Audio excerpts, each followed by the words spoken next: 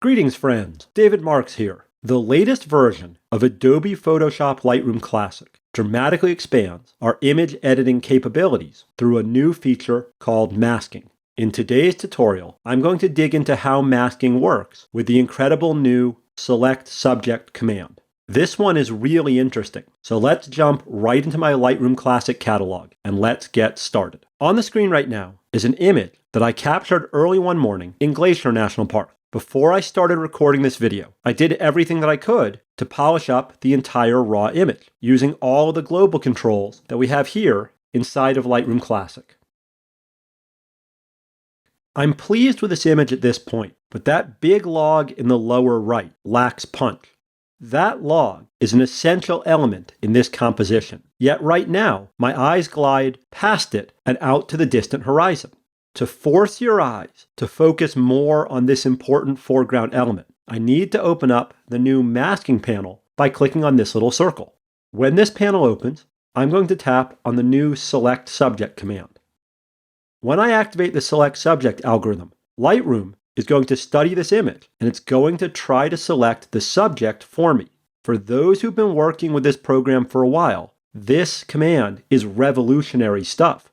When Select Subject is done, it should have created a red blob, that red you see over the log here on the screen. It did this since my overlay mode is currently set to the color overlay option, and since I currently have this show overlay command active. Since I want to draw your eye in, I'm going to make this log a little brighter by bringing the exposure up. I'm going to add a little contrast. I think I'll brighten the shadows up just a hair. Next, I'm going to add a touch of texture and clarity so that this area appears crisper and sharper than its surroundings. Now, let me click on this little light switch here at the bottom of the masking panel. I'm going to turn this one on and off a few times so you can see what a difference these changes have made. That's amazing. I could end this demo here, but there's one more thing that you should know about the way that the human eye works.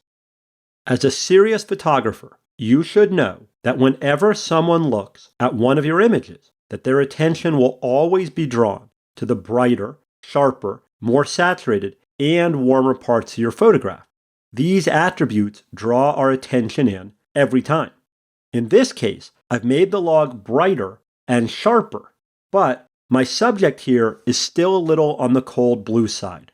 To warm this one up, I'm going to tap on this little black pin to make this mask active again. Now, I'm going to slide the temperature slider up to about +10. Moving this slider adds warmth, and now, try as you might, your eyes can't get away. Now, I have to warn you that using the Select Subject command is not always going to be this easy. There are going to be times when Classic can't automatically identify your subject, or when it chooses more than you might want. I'll cover what to do in those cases and additional mask cleanup skills in other tutorials. But oh my goodness, I am delighted with the results that we have achieved here from this to this using this simple new command. I hope that you found this video useful. Thanks for watching, and I'll see you in our next tutorial.